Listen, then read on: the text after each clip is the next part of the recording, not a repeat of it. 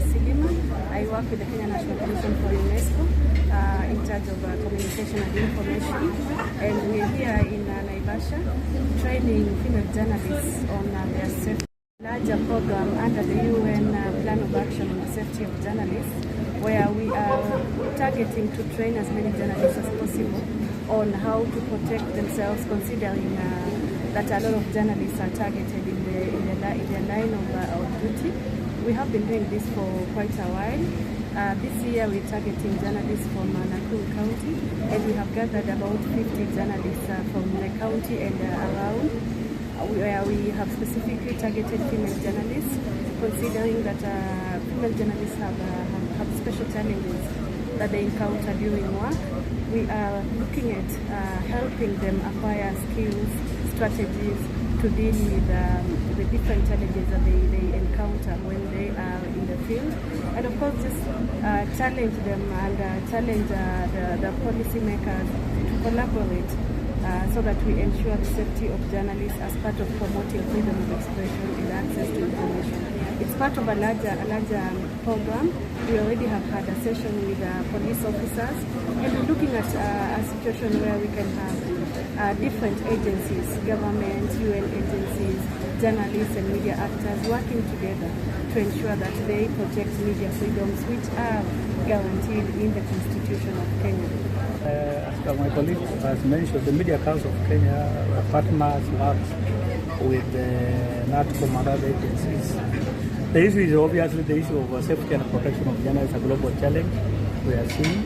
And what has come out following the government, the anti-government protests that happened in Kenya in June, and looking at the numbers of journalists who have had attacked or related or harassed, we are looking at a gender dimension that quite a number of female journalists became victims of the attacks. And we see, given the mobilization of protests in Kenya also changing, that like these protests were largely online managed, mobilized and managed, and a lot of journalists having left newsrooms. A number of them have started their content production companies, YouTube, the TikTokers who are journalists. We are also shaping and now giving them skills on resilience. We are not saying we'll stop attacks against journalists, but we are building the resilience and on how to deal with online, especially online attacks, online, and how they can minimize risks and challenges themselves.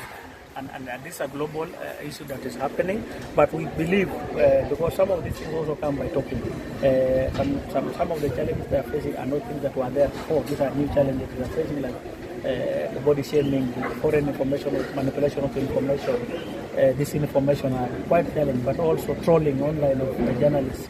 And that then means journalists especially must work on their digital hygiene, so that people then don't use images, photos they have used on even social events or their family issues to come and use them to intimidate and harass them, including their families. So we are having that interaction of how do we deal with emerging challenges, especially digital safety that are facing journalists, so that we minimize their effects and impact. But more importantly, also to allow journalists to start arming themselves with tools like how to maintain digital safety, phone safety, internet safety, and related and also online and trauma issues that come through virtual spaces. So this is a discussion that we have started. We might not give numbers, but it's a discussion that we have started that will go on for quite some time. So that because the number is also increasing, so we can't say we'll stop tomorrow or the other day, but we'll do as much as resources allow, time allow.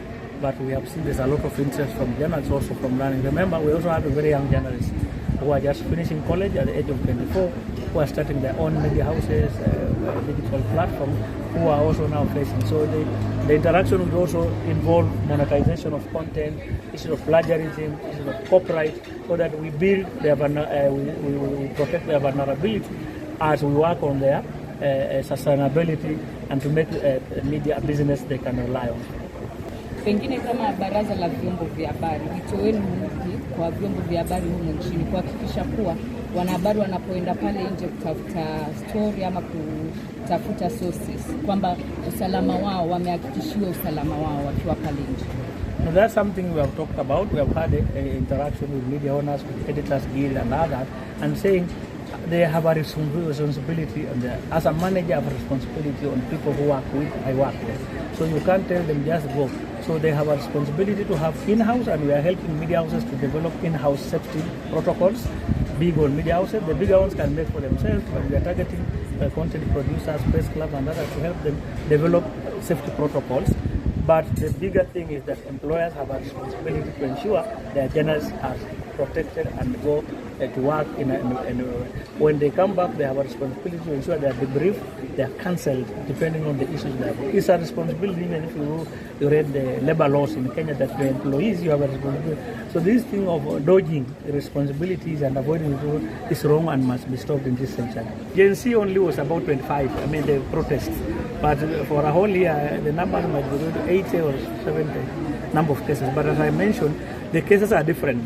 There's intimidation, there's attack, there's confiscation of equipment, there is blocking of their sites.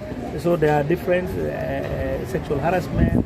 There are almost over 80 cases right now.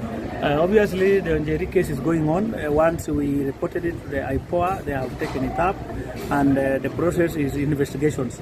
So they have assured us that investigations are going on, and we want to leave it for the investigating officers to do their work and give us their work. What we have also mentioned, which I need to mention, is that we must also, Njeri is now a target, and we must minimize following her and doing a lot of interviews. We are exposing her and traumatizing her more. So we need to also allow her and her family a bit of space, even as the investigation continues, so that she settles. And we also protect her, because we can overexpose her to a level where now our stories become a risk to her life.